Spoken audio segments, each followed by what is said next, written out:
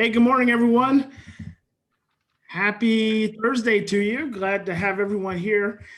So we're going to be recording this because we're going to be using this as an ongoing training for our wraparound providers and our wraparound parents. So you guys might want to turn off your video so you're not on the recording. I'll obviously try to black out anyone that shows up on there, but probably be better just to turn your videos off and please try to remember to keep your microphones on mute.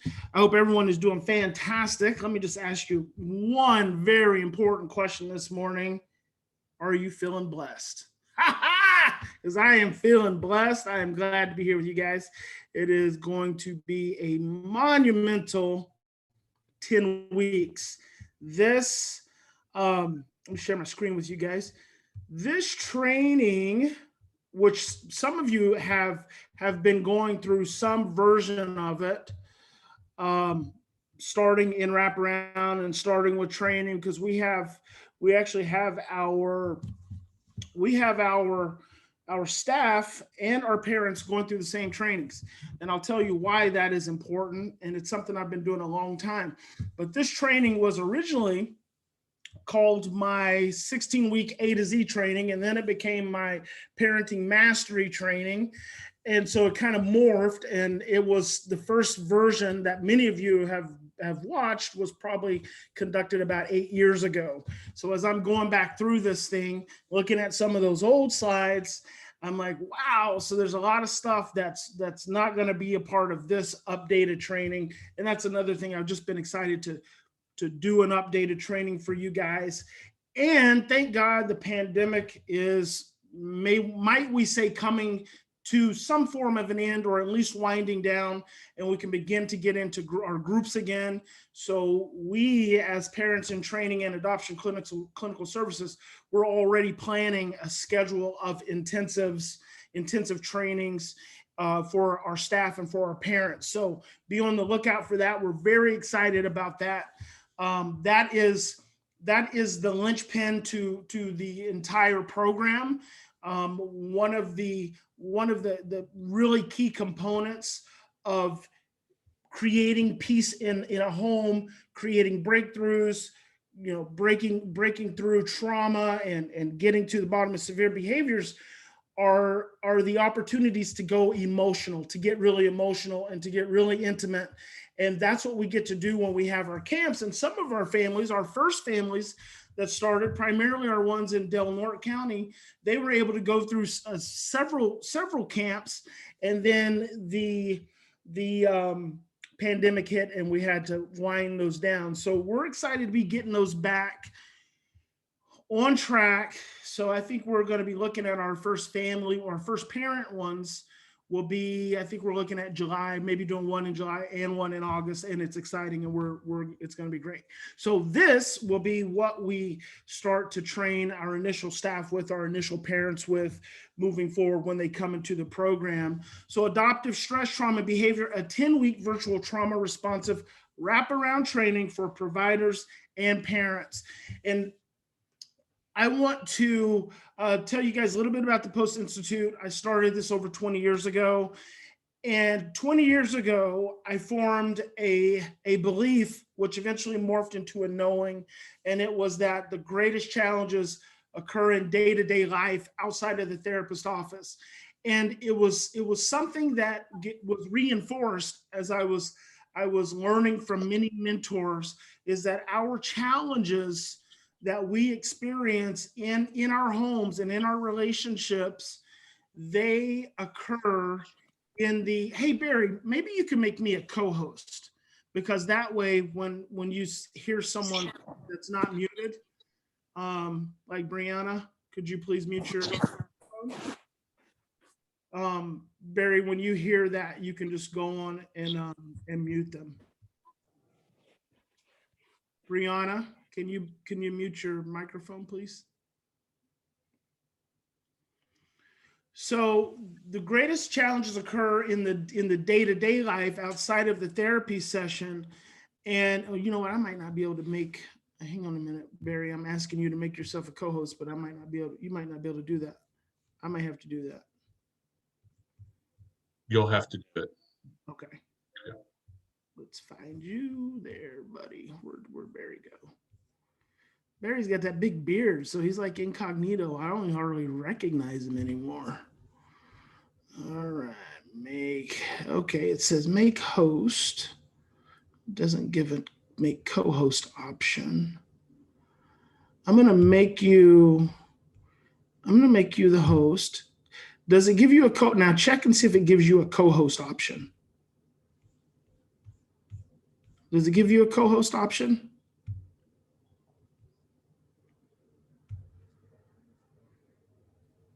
Barry? Hold on 1 second here. I'm not seeing. Let's see here. If not, you can just go ahead and make me the regular host. Usually it gives a co-host option. Yeah, it just says make host. So I'm gonna make you back the host. That's Hold cool. on, Barry, just go down and mute those that haven't been muted and then turn it over to Bryan. Yep.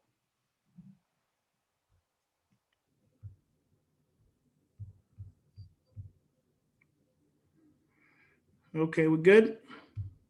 1 second.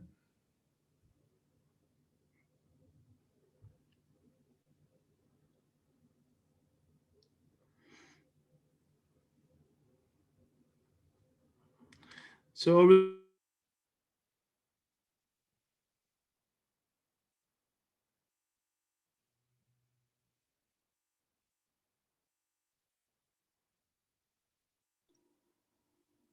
Bryan, you're muted.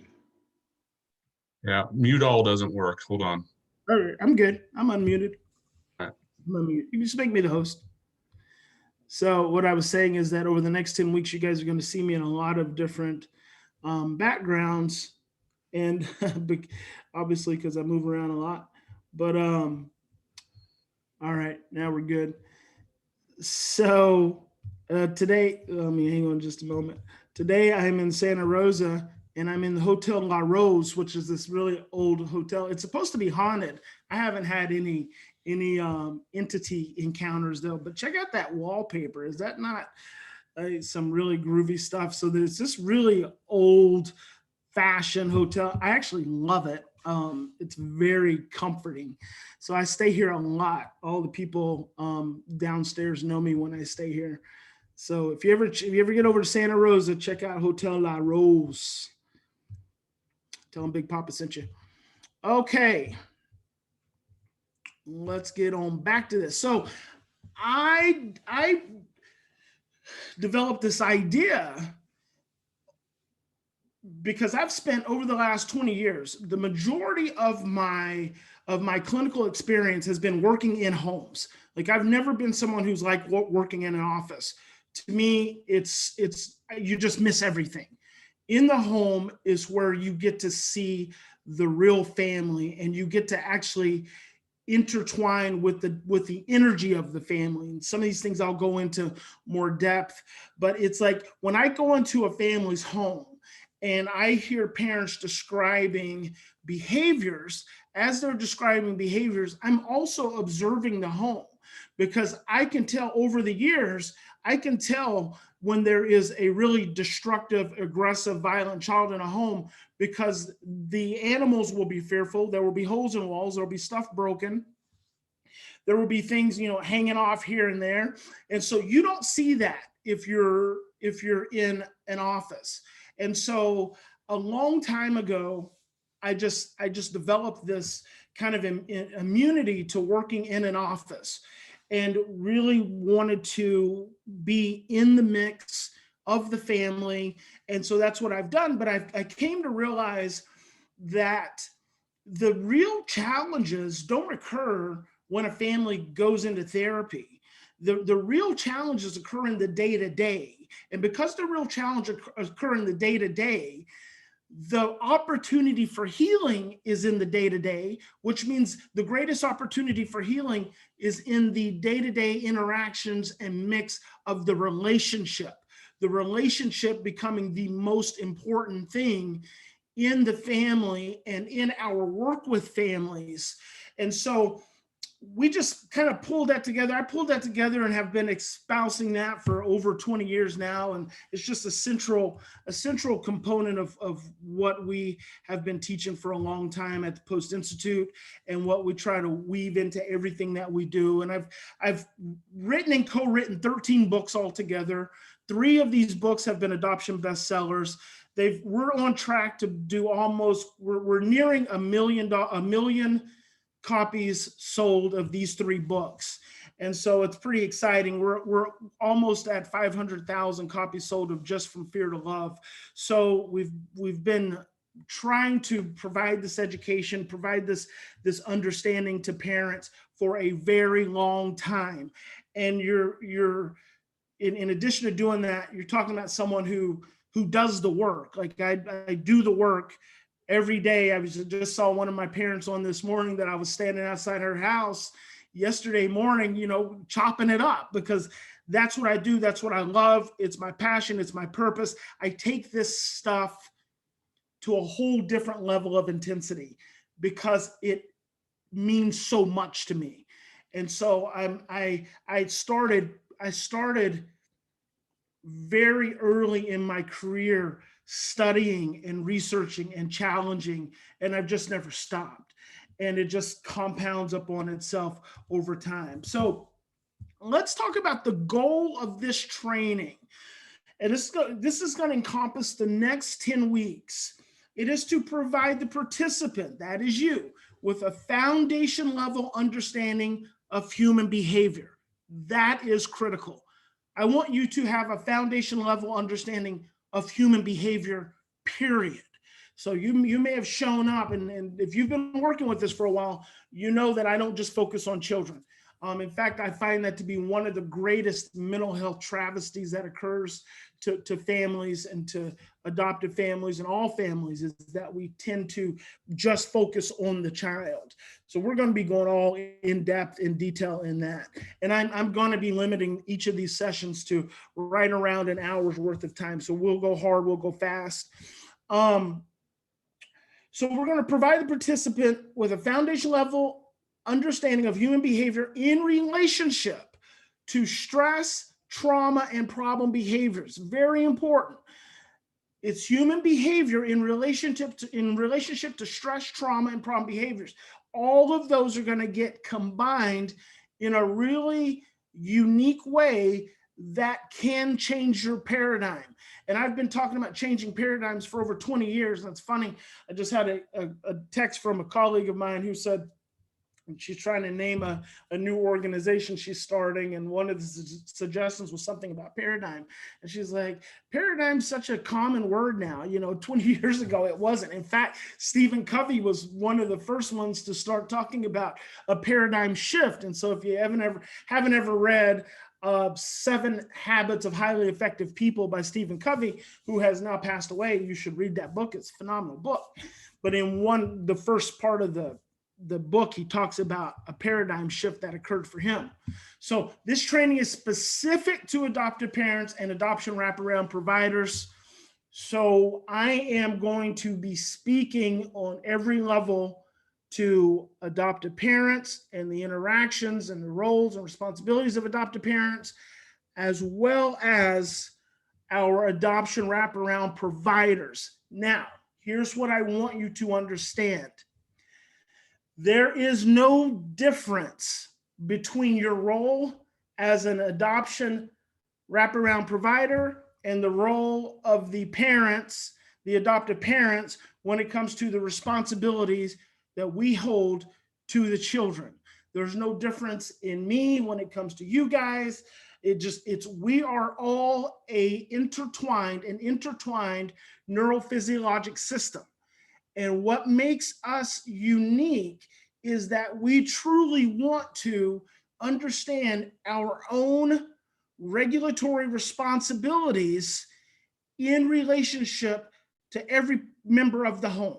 So if I am an adoption wraparound provider, which I am, I have a responsibility, number one, to pay attention to my own inner struggles and challenges, to understand my own trauma, to understand my own life, my own blueprints.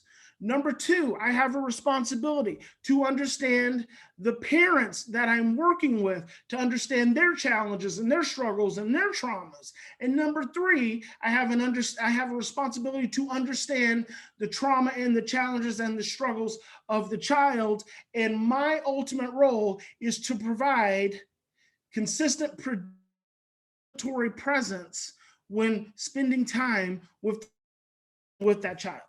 That's my responsibility as a adoption wraparound provider. If I am an adoptive parent, which I am that also, I have a responsibility to my child.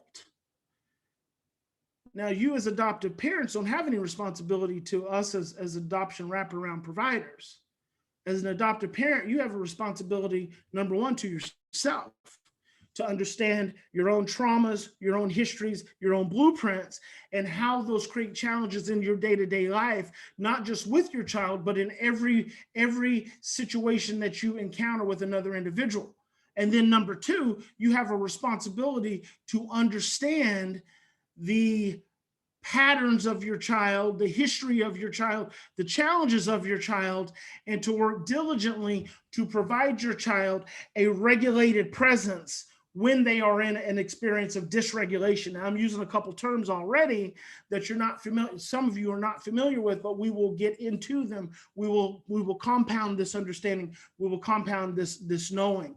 So when we start thinking about this training, I can talk about adoptive parents the same way I can talk about the adoption wraparound provider, because ultimately we all have the same challenges, and that is to show up in every moment in the most regulated capacity possible, which allows us the single deepest understanding in that moment that other individual needs to feel safe and to feel secure and to feel ultimately emotionally contained to be able to do the work that they need to be able to do. So that is the goal of this training for the next 10 weeks, is to help you develop that foundation level understanding, which I hope you will carry forward in every future relationship.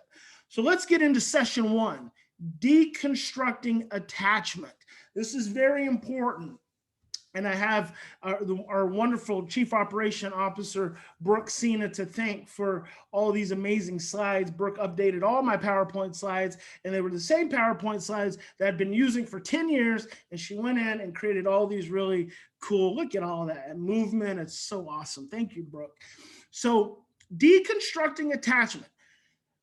So today's session, and probably the first couple of sessions, are going to be pretty scientific, pretty theoretical, pretty research-based, because I want you to have the foundation. You have to have the foundation of understanding. One of my mentors, Bruce Perry, says, if you work with children, you have to have a generalist understanding of the brain. And I believe that generalist understanding of the brain applies not just to our children, but to our own brains. Right? Like I said, that's one of the biggest travesties in mental health, is that we have always focused immediately on the child. That immediately leads you down the wrong path. The moment the focus gets placed solely on the child, you are moving into being victimized. In our society, we live in a real victim culture. And so when we start deconstructing attachment, this actually occurred a long time ago for me. I started asking the question when I first got experience and started to understand attachment as a concept, which was pioneered by John Bowlby in the 50s. I started to, and especially being an adopted child, I started to ask myself, and I want you guys to think about this as for me as a presenter and a pioneer in this work, is that I am not only an adoption wraparound provider, I'm also an adoptive parent, and I'm also an adopted child. So I carry that holy trinity when it comes to the experience, and I do not mind sharing with you. In fact, I thrive in sharing my ultimate experiences with you and being as vulnerable and open with you as I possibly can, because I believe that's how we get to the core of our authentic relationship, how we get to the core of our authentic ability to show up with another individual without creating all this nonverbal energy and these exchanges that ultimately are not healthy. So a long time ago, I started asking the question, after I was introduced to attachment, I started asking the question, attachment is a great concept, but what is it that leads to attachment? Like, what is it that goes into this process? And so this first little part, I want to talk about, deconstructing at a basic level, because attachment is a really core concept that we all build on every single day. So I like this slide. There's a rhythmic relationship of the family. It says family members are connected via an intimate rhythmic process known as entrainment. This is so important. And the term entrainment comes from the late Mitch Gaynor. He was a psychiatrist, a physiologist, and he wrote a book called The Sounds of Healing. And entrainment, it comes from actually the science of music, but it actually speaks to the process that we become interconnected and aligned as family members. So entrainment is the process of physiological alignment, which occurs via the sensory pathways. So the way we align physiologically through the senses, and it speaks to the way we become connected. And so you've heard the saying, and this says in plain old English, this means that if mom ain't happy, nobody's happy. Well, that is a very important statement, but the depth of it is so much more. The depth of it really speaks to the connection that occurs when we spend intimate periods of time with one another. When we spend, and there's some research that indicates when you spend 6 months or longer with another individual, you start to form the process of entrainment. And that is the process of becoming intimately connected. So if you think about, your adopted child, so a lot of times adopted parents want to attempt to create some distinction, some separation between themselves and the history and the experience of their child, or the lack of their child's experience.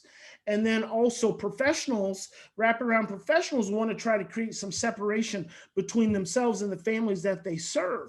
But if you understand the science of entrainment, then you understand that within 6 months, you have already begun a physiologic process of becoming entrained in that family unit. So that when one person, what this really means is that when one person in the home becomes stressed, everyone becomes stressed. When one member of the family becomes stressed, all of the members of the family become stressed. When you as a parent become stressed, all of the members of the family become stressed. When you as a wraparound provider come into a home to serve a family and provide regulation, when you come into their home and you're stressed, they all feel your stress. We become connected via this process of entrainment.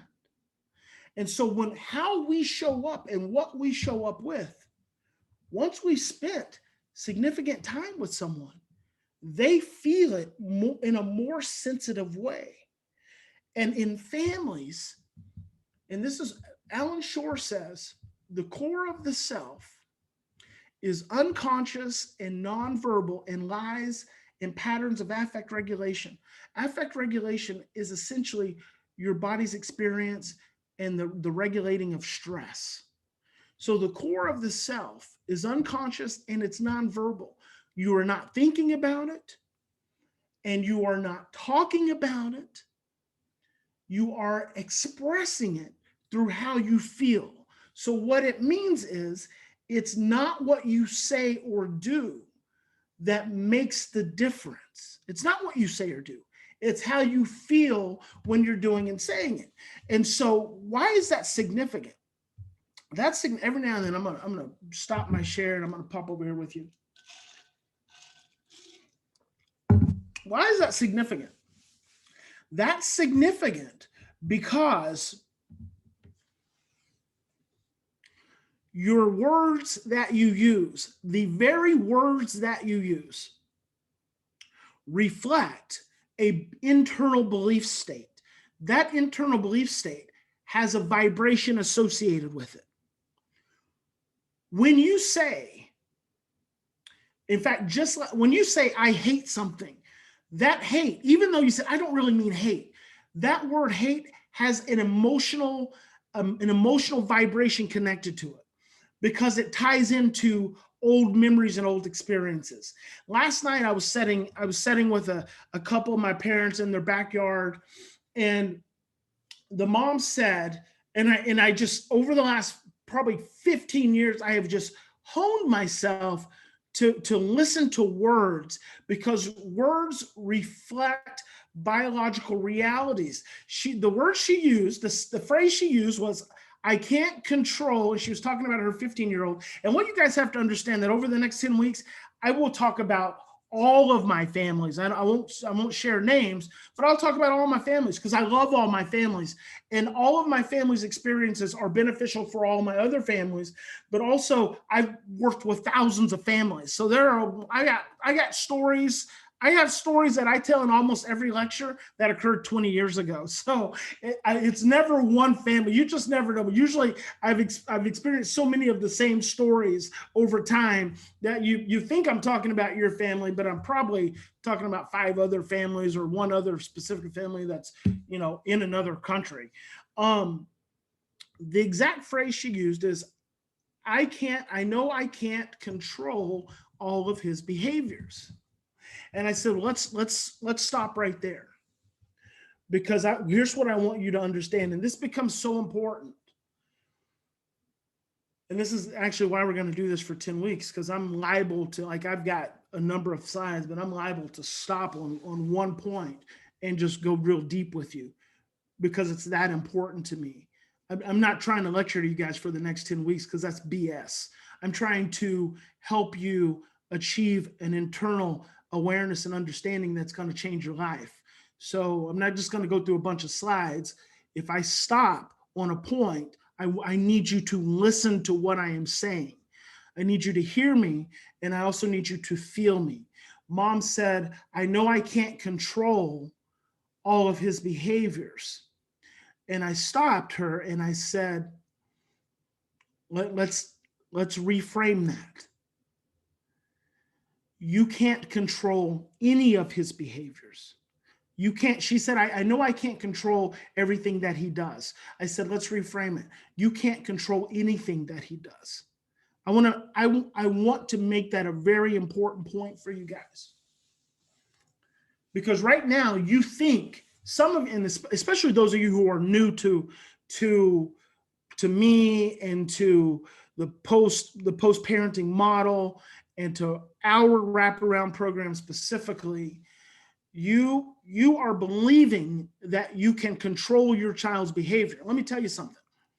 The moment you seek to control, you are operating from a place of stress and fear. The moment you seek to control, you're operating from a place of stress and fear. And the biggest challenge in your life right now is stress and fear.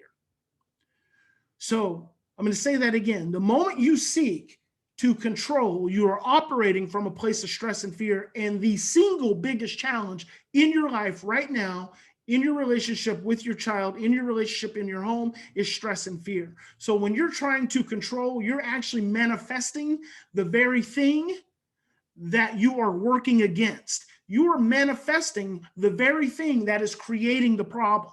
And I know that is so hard, but over the next 10 weeks, we're gonna really deconstruct all this for you. And you got coaches coming into your home, and it's gonna be an amazing thing, because guess what? They're learning the same thing. Our coaches go through the same process that we're gonna take our parents through. Why? Because this is all a new paradigm. Some of our coaches they still don't have a new paradigm understanding. They don't have this love-based paradigm understanding, because they're learning and growing too. So we can't all, be experts at this level, but when we're all said and done, I want you to be an expert in your own human behavior and your child's experience, because I feel like that's the opportunity that you have. So I said to the mom, you can't control anything he does. What you can do is you can influence his behavior. That's what you can do. And so she said, well, that wasn't my exact word. That wasn't the word I meant. That's not true. That is the word you meant, because that's the word you used in that word. And there's no judgment. It is slowing down to consider the things that show up in our psyche, that show up in our emotional experience, that come out into the world, into relationship, and create a vibration. What I want to do is I want to help mom reframe her understanding that she can, and this whole session was fantastic. I was so pleased when I left my time with those parents and those two parents and that young man last night, because they all said some really paradigm shifting things. And that's really cool for me when I can hear parents that say things that indicate they're getting it. That's kind of where you want to get to. But mom said, I know I can't control everything that he does. And what I want you guys to understand is that you can't control anything. Gandhi said, be the change you want to see in the world for a reason, because the only thing you can control, the only person you can control is you. By controlling yourself, you can influence the behavior of your child. By controlling yourself. Now, what do I mean when I say control yourself? What I mean is by being able to regulate your own stress reactions, by being able to turn your stress reactions into stress responses. That's what I mean. But what typically happens is as soon as a stressor shows up, as soon as a threat shows up, we want to immediately move and focus on that. Well, see, what we don't realize is that the moment you move and you focus just on that, you are coming from a place of stress. So you're actually creating the same vibration that you're trying to suppress. So when you're reactive, and we'll go all into this brain stuff, when you're reactive in that moment and you're trying to control that behavior, you're coming from a place of stress. That behavior that you're seeing that's causing you to be so reactive and causing you to feel so threatened and causing you to feel so overwhelmed and causing you to feel so stressed, that behavior is actually coming from a place of stress. So when you get stressed out because you see that behavior and then you move in on that behavior, you're actually manifesting more of the exact thing you're trying to overcome. And so then you wonder why you keep doing the same thing and getting the same results. You wonder why nothing's changing, because you're ultimately not doing anything different, because you're not doing anything different from an energetic place. So the first thing I want my adoption wraparound providers to understand is that when you go into a home, you're going into a home of stress. So without anyone saying anything, you're immediately going to feel stressed. That's why we have a phenomenal mindfulness coach. A phenomenal mindfulness coach to help our providers and our parents understand that focusing on their own internal state first is the first key to a breakthrough in your home. Okay, moving right along. So entrainment, it's the whole family. It's not the child. The child is just the sore thumb. That's all your child is. Your child has given you a gift. Your child has given you a gift by being so stressed out that they've created enough stress in their home that as a family, you need wraparound services. That is an amazing gift your child's given you, because most likely you were a pile of anxiety and nerves anyway. Now your child just has increased that anxiety and increased those nerves to the point that now they get attention. So now you have to focus on it. Now you get to think about it. And now you get to have a breakthrough within your own being and live at a level that you probably wouldn't have achieved had it not been for your child. And that's the gift of pain. The gift, and all you guys have all heard, no pain, no gain. The gift of pain is that you actually get to grow. And so that's what children bring in the homes. But when we're talking about stress and fear and trauma and adoption, it's all the family. Everyone in the home becomes and it plays an important role, as does everyone coming into the home plays an important role. Okay, so let's do this. Where are we at on time? Whew. What are your earliest relationship blueprints? I love this stuff. I love it. What are your earliest relationship blueprints? This is important. I'm asking you this question, and then I'm going to lead you through an understanding of my own earliest relationship blueprints. But I don't want you to just listen to mine. I want you to ask yourself that question and come to a deeper understanding of that question.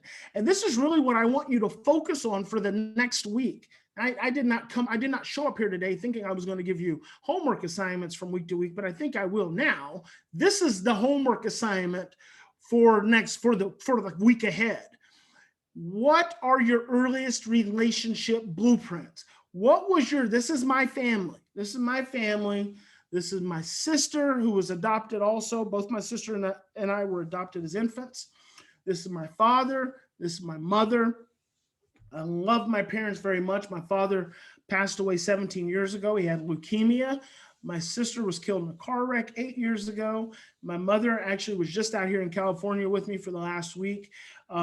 Just the most amazing parents I could have ever hoped for, though they had their flaws and challenges, especially when it came to raising adopted children. And let me tell you guys something. Early in my career, I grew up in a home. It was hell. I mean, it was like World War III most of the time, because my parents and my sister, they mixed like oil and water. Okay, so let me pop down here to this slide right here. So this is me early. Mitch Gaynor says, as early as the 4th week after conception, the fetus is capable of hearing. As early as the 4th week after conception, the fetus is capable of hearing. So from the 4th week after you were conceived, and this is you as an adult right now, whether you're a parent or a provider, you as an adult, as early as the 4th week after you were conceived, you could already hear. Thomas Verney, author of The Secret Life of the Unborn Child, says that as early as the 2nd trimester, the fetus is capable of processing psychologically. Psychological processing as early as the 2nd trimester. Now, I want to just frame this, because this comes back here.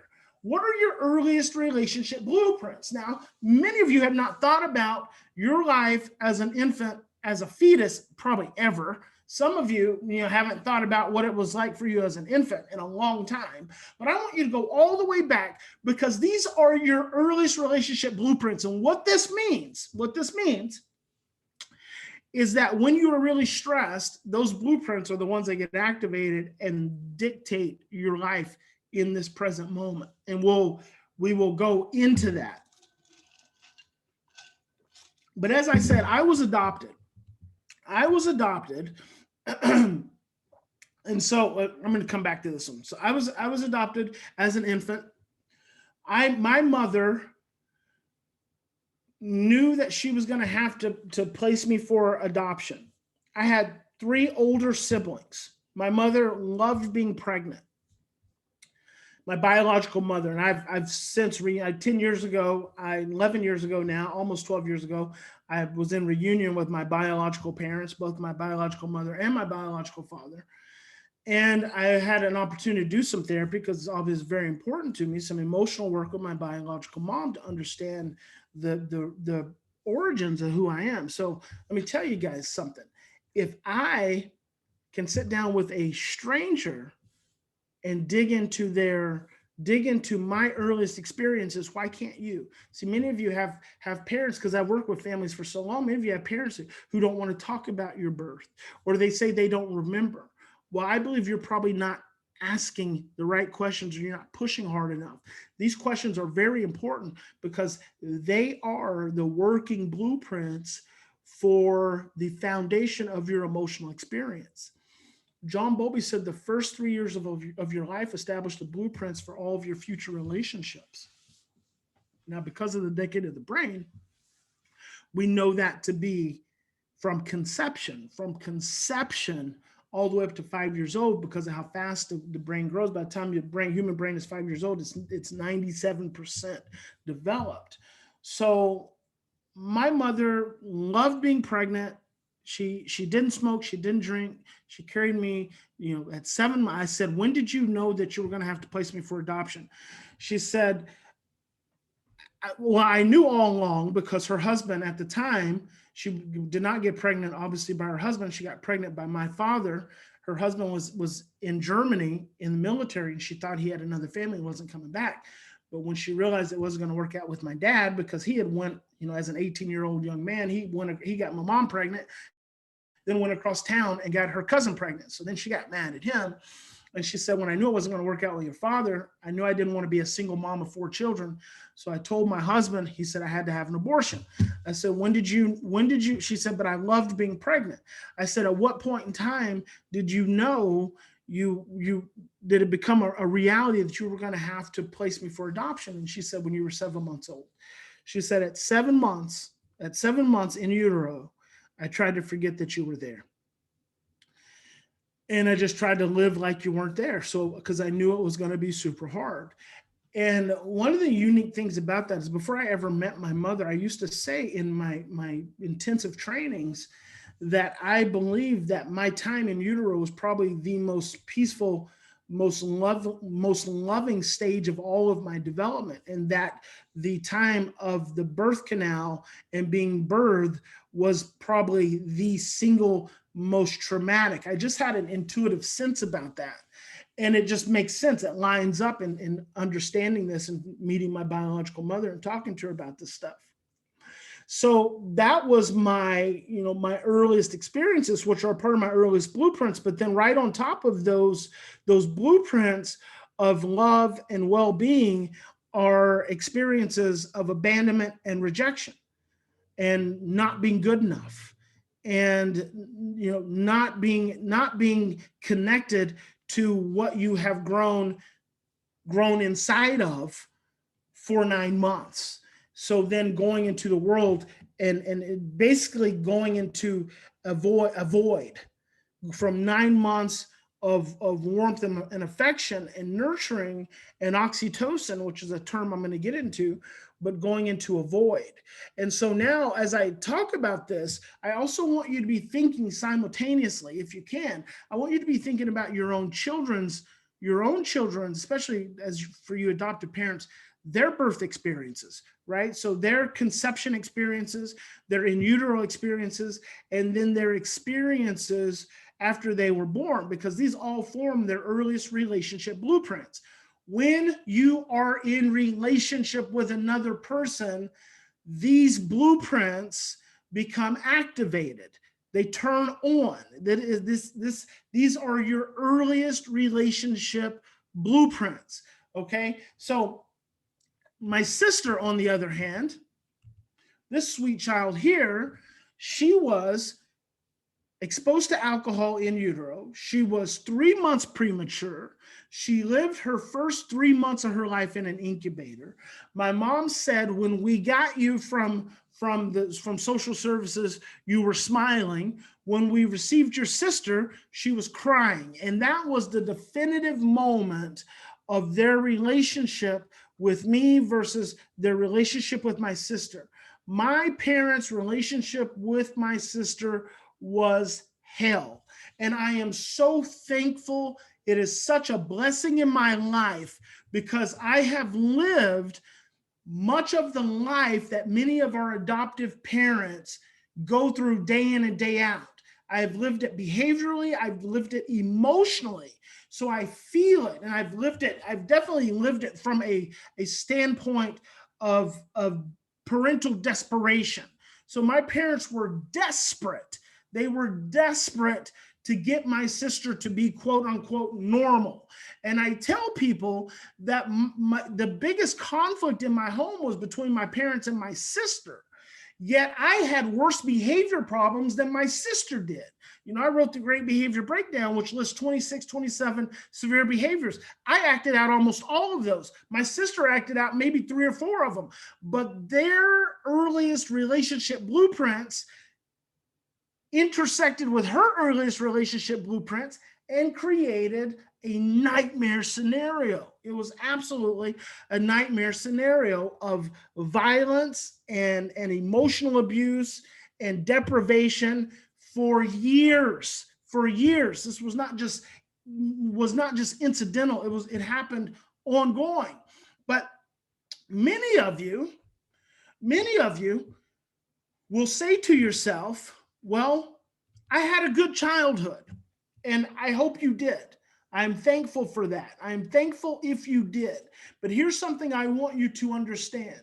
I want you to understand that there's been research, DNA research, that now indicates, now we know the Bible talks about the sins of the forefathers being visited upon to the 3rd and 4th generation. There's now DNA research that says trauma can show up in the DNA as far as 7 years. 7 years. So if we take this, and I just created this little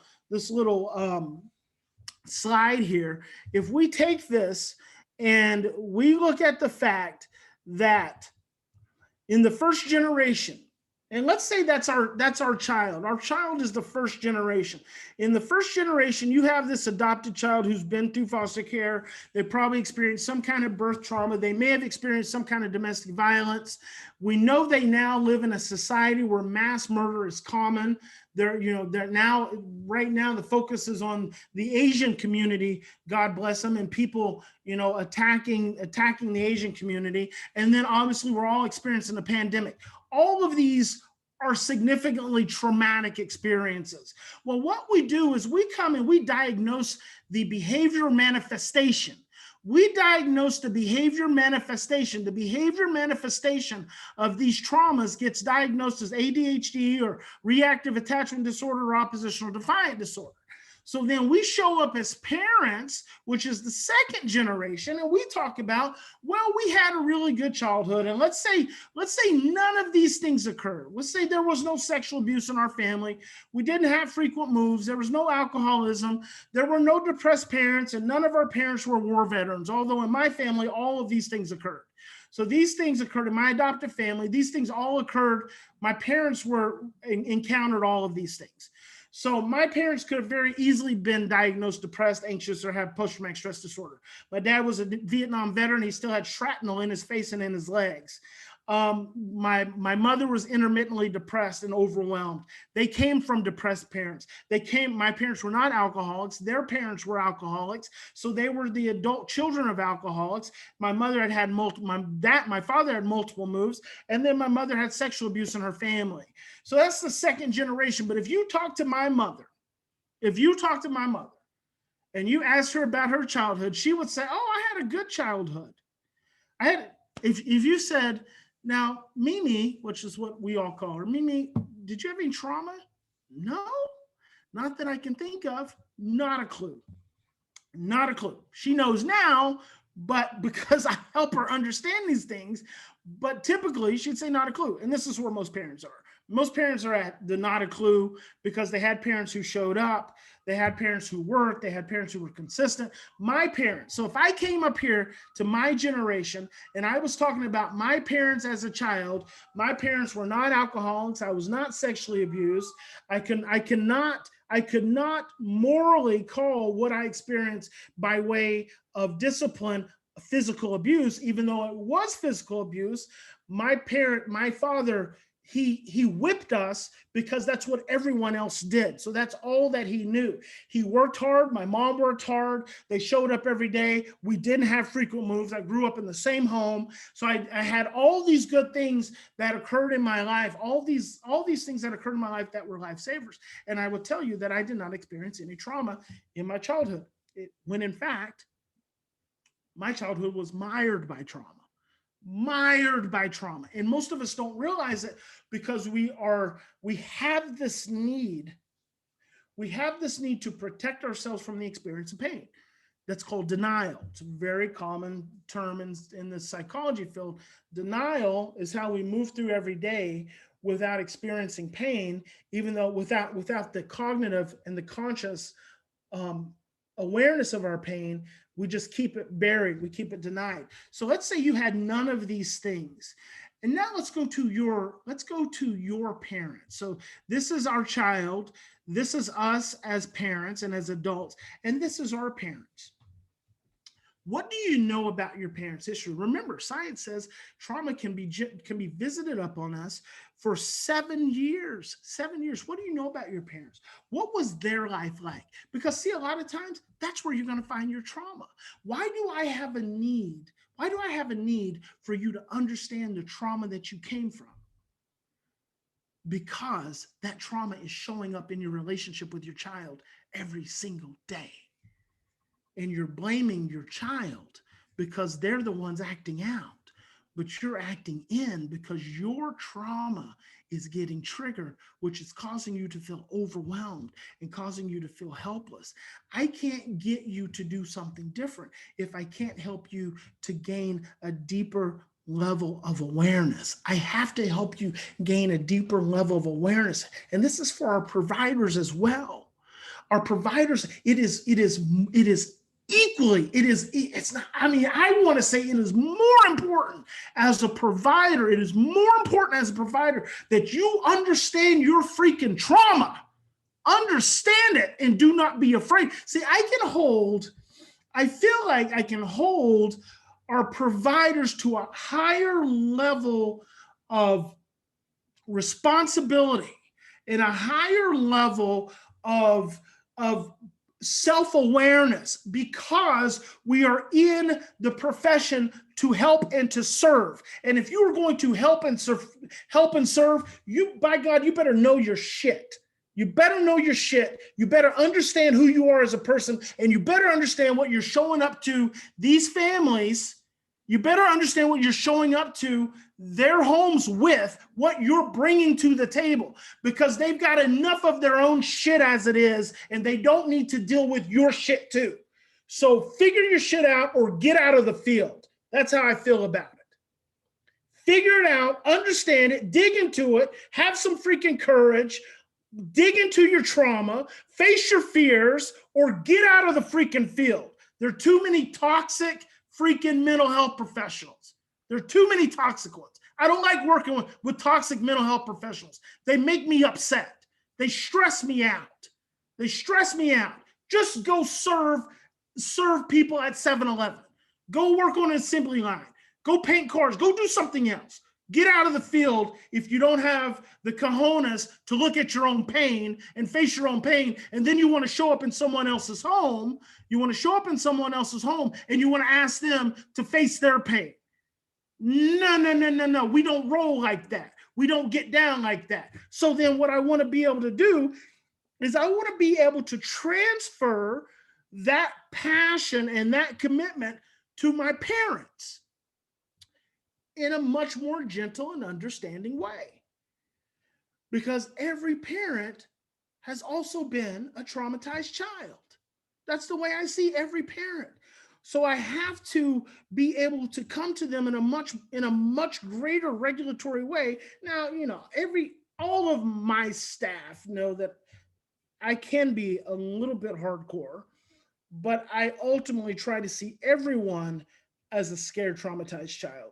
So that helps me navigate and help to create that deeper relationship and that deeper understanding. But when I have to face, professionals, it's just like this whole freaking pandemic thing. And you know what? This is my training, so I get to tell you guys and do whatever I desire to do.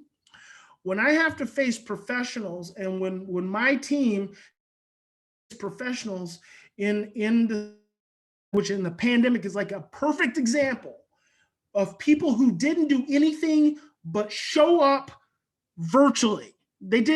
Professionals did nothing more for these families to show up virtually. They stopped having therapy sessions. They stopped going into homes.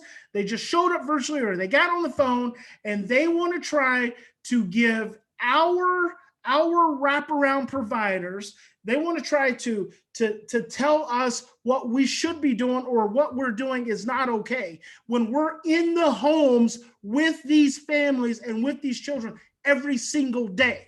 So you get this input. Now I'm talking to you as adopted parents. You get this input from these professionals who do not know you. They do not know you. They try to tell you what you need to do, and they don't know you. They don't know your children. They don't know your home. They don't know your dynamics. And they're trying to tell you that what you're doing is wrong, and they're judging you and shaming you, and it's not freaking okay. It is not okay. And that comes from a whole population of mental health who haven't done their own work. They haven't done their own work. So they just want to show up in this mamby-pamby, Sigmund Freud kind of way, giving you insights and suggestions, which are just BS. And that's just how I feel about it. So I just want to share that with you guys because I get to do that. So focus on generational transmission of trauma. What I'm asking you to do is don't just stop with the very easy, well, my life was fine. No, you're never going to have a breakthrough if you do that.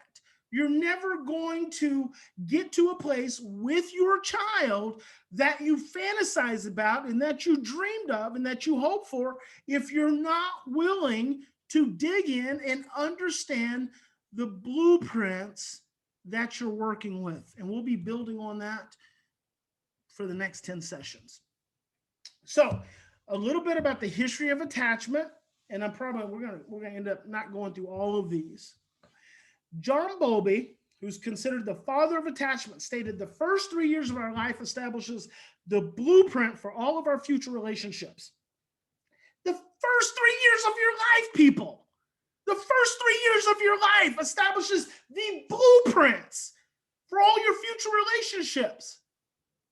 Your adopted kids have every reason in the world to have screwed up relationships. They have every reason, every excuse in the world, and you know it. You know they have every reason in the world to have these screwed up relationships and these screwed up behaviors because the first 3 years have been horrible. Now, see, the decade of the brain says from conception to, so it even goes deeper from conception to 5. Right? It establishes the blueprints for all of our future relationships. So what does that tell you at a really basic level? Number one, your earliest experiences in your life, inform your relationships now. They inform what you feel physiologically. They inform what you feel and what you express through feeling and vibration in your relationship with your child and in your relationships at work and in your home. Your first 3 years all inform that. You've got to know your first 5 years. You've got to know. You've got to have some comprehension of what those 5 years were like, and you've got to want to dig into that at such a depth that it no longer gets to just unconsciously control you. There's got to become so much inner dialogue, so much inner self-talk that you're always reflecting what you're experiencing in the outside world upon what's going on inside of you. Like that's where you want to get to. That is the essence of mindfulness, reflecting what you're seeing outside of you based on what's going on inside of you. Not trying to change what's outside of you because you can't. What you can do is you can influence. You can influence change, control change. You can influence it through your own internal being. Okay. Bowlby viewed mother and infant as participants in a self-regulating and mutually interacting system. This man was a genius. I've actually been to his office in the UK. I know his son, Sir Richard Bowlby. He was just on a whole nother level of intuition. Now think about this in relationship to your child, relationship to you, and for yourself, and in relationship, as a provider in that relationship. The mother and infants as participating in a self-regulating, mutually interacting system. Anything the biological mother experienced, you experienced. Anything the biological mother experienced, your child experienced. Anything your biological mother experienced, you experienced. You experienced it. You experienced it. And experiences get stored in the brainstem. Experiences don't just occur and then go away. Experiences get stored in the brainstem. So when you become stressed, and we'll get into this in a couple sessions down the road, when you become stressed, those experiences get turned on. And those experiences, a lot of those experiences can be pre-verbal experiences. You don't know. You don't know. I had one of my coaches, one of my wraparound providers told me the other day that a mom has been sending her son to bed without dinner because he won't eat what she makes. So she just sends him to bed without eating, and he doesn't get to eat until the next day. And it just hurts my heart. It hurts my heart because she's feeling completely helpless and not knowing what to do, even though she's been given some indicators of what to do. And even though my coach said, hey, this is what's been working, this is how he's eating a lot of food, mom is saying he's making a choice not to eat, which is BS, and I'll dispel that all out throughout these next 10 weeks. But we don't realize, here's the problem, we don't realize that these children, many of these children come from environments of pervasive neglect and deprivation. So when you deny a child food, you are at the basic level of their brainstem. You in that moment, the environment, your home is no different than the environment they were brought out of by child welfare. When you send that child, and I want you to think, because this is so intense, I want you guys to really comprehend this, because this can happen moment to moment. This can happen in your child's brain just by saying, no, you can't have more food. Not that sometimes you have to say that. Sometimes you have to say, no, you can't have more food. But I want you to understand that in your child's brain, in that moment, their brainstem can send them right back into neglect and deprivation, which is going to cause them to stress and regress.